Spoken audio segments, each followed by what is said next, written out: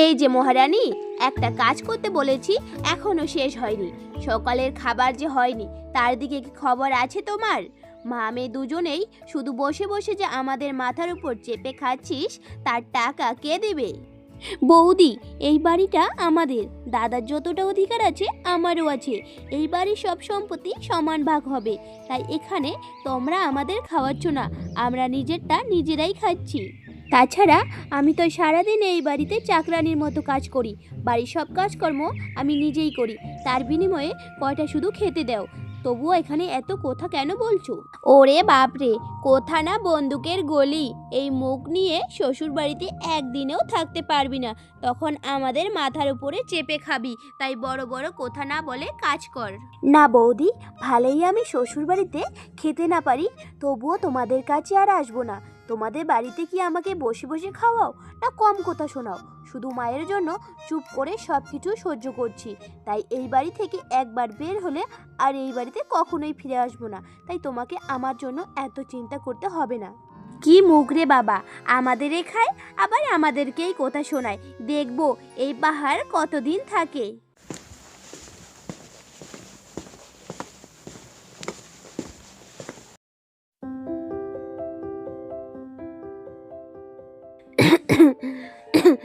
সোনালি, ও সোনালি, কোথায় গেলি রে মা? কাছে আয় একটু।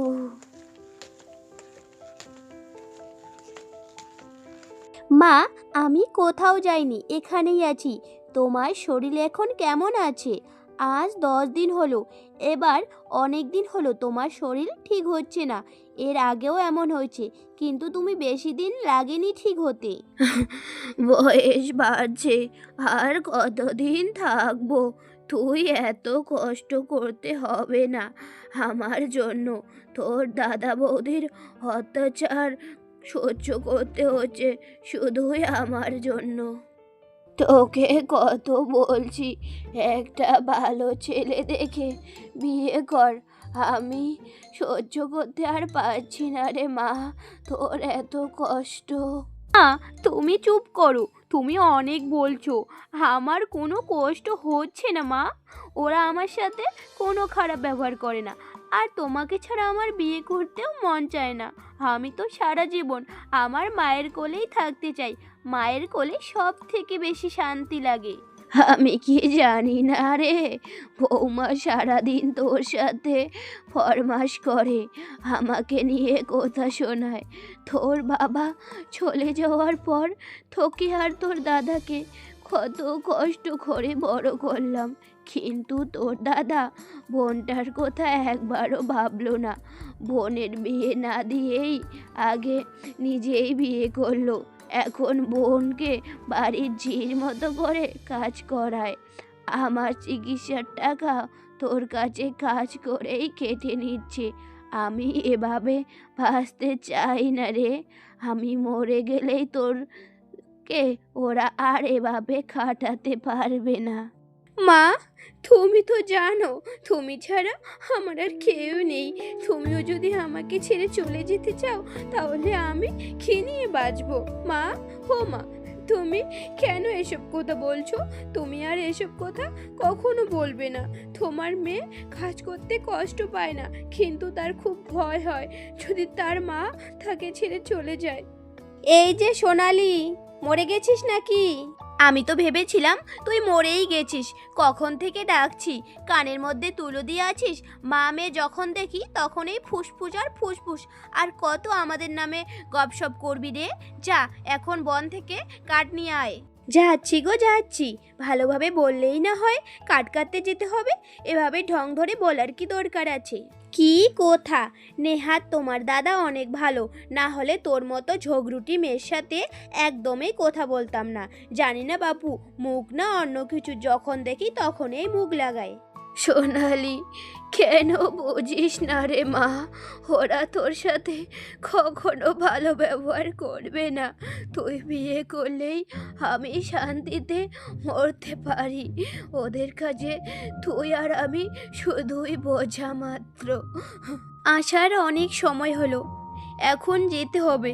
মায়ের শরীরটা দিন দিন খারাপ হচ্ছে। তার উপর দাদা বৌদির কুটো কথা আর ভালো লাগছে না। এখানে একটু বিশ্রাম করি। কি সুন্দর হাওয়া বইছে, প্রকৃতি, পশু পাখি, গাছপালাও কত সুন্দর, মানসিক শান্তি দেয়। তবুও বাড়িতে দাদা বৌদির কাছে শান্তি পাই না। হুম, কে কথা বললো? এই গভীর জঙ্গলে আমি একাই এখানে, আশপাশে কাউকেই তো দেখতে পাচ্ছি না। ওরে বাবা, ডাইনি না তো আমাকে তো খেয়ে ফেলবে।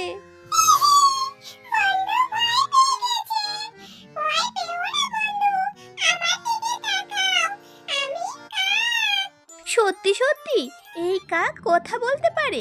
কি সুন্দর মিষ্টি কথা। কে তুমি? আমি তোমাকে অনেকক্ষণ থেকে দেখছি। এখানে মন খারাপ করে বসে আছো। কি হয়েছে? আমি তোমাকে কিভাবে সাহায্য করতে পারি? বলো বন্ধু আমাকে। না বন্ধু, তেমন কিছু না। আচ্ছা, আজকে তাহলে আমি আসি, অন্য একদিন কথা হবে। অনেক দেরি হলো, বাড়িতে গিয়ে আমাকে রান্না করতে হবে। আমার বাড়িতে অসুস্থ মা আছে। আচ্ছা আচ্ছা বন্ধু, সাবধানে যেও। কখনো সাহায্য লাগলে আমাকে বলো। আমি সব সময় আমার বন্ধুর সাহায্য করার জন্য তৈরি হয়ে থাকবো।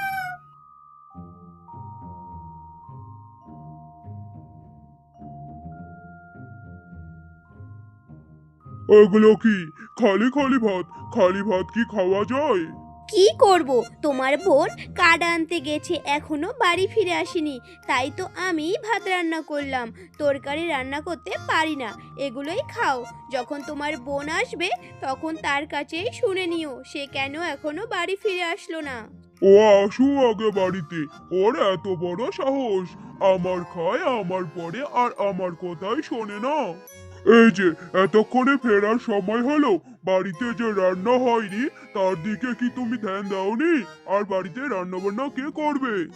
জঙ্গলে গিয়ে কাঠ আনতে সময় লাগে, বৌদি তো বাড়িতেই ছিল, কয়টা ভাত রান্না করলে হাত কি নষ্ট হয়ে যেত?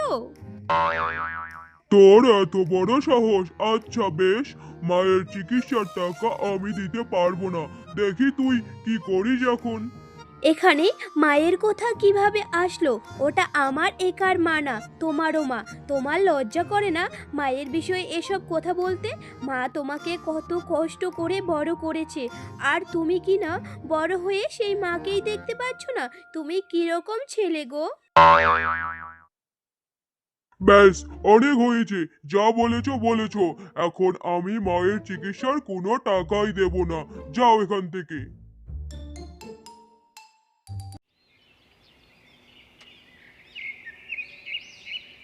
মা, ও মা, তোমার কি হয়েছে?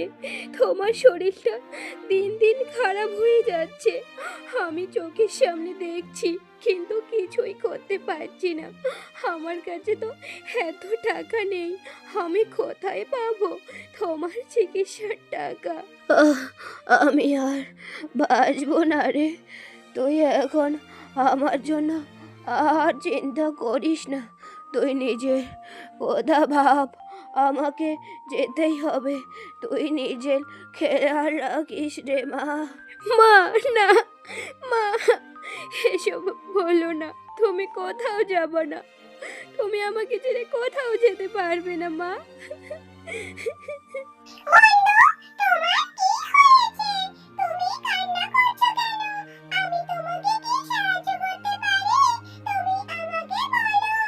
বন্ধু, আমার মা অনেক অসুস্থ। মা ছাড়া আমার আর কেউ নেই এই পৃথিবীতে। দাদা বৌদি আমাকে একটুকু ভালোবাসে না। আমার মা যদি মরে যায় আমি কি নিয়ে বাঁচবো?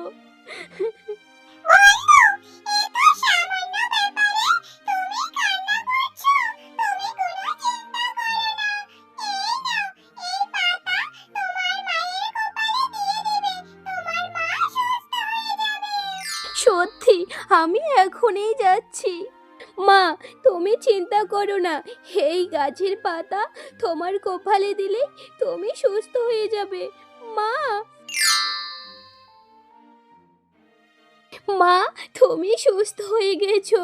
চলো, আমি আমার বন্ধুকে ধন্যবাদ দিয়ে আসিনি। আমার সাথে চলো মা, তোমাকে আমি আমার বন্ধুর কাছে নিয়ে যাই।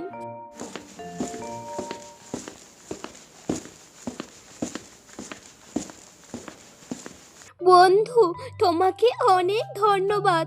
বলো তুমি আমার কাছে কি চাও?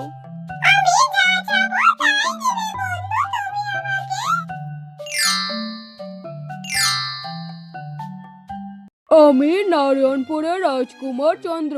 আমি ঋষি কৌটলের অভিশাপ পেয়েছি তার ধ্যান ভঙ্গ করার জন্য, কিন্তু আমার অনেক কাকুতি মিনতি করার পর আমাকে অভিশাপ মুক্ত হওয়ার পথ দেখিয়ে দিয়েছে যে কোনো সাধারণ মানুষকে সাহায্য করলে আমি কাক থেকে মানুষ হতে পারবো। তাই আমি তোমাকে সাহায্য করে আবারও মানুষ হতে পেরেছি। তুমি আমাকে বিয়ে করবে সোনালি? যেদিন আমি তোমাকে প্রথম দেখেছি সেদিনেই তোমাকে আমার ভালো লেগেছে। তাই তোমাকে আমি আমার রাজ্যের রানী বানাতে চাই। তুমি কি আমাকে বিবাহ করবে? এটা তো আমার সৌভাগ্য যে আমি আপনাকে বিবাহ করতে পারবো।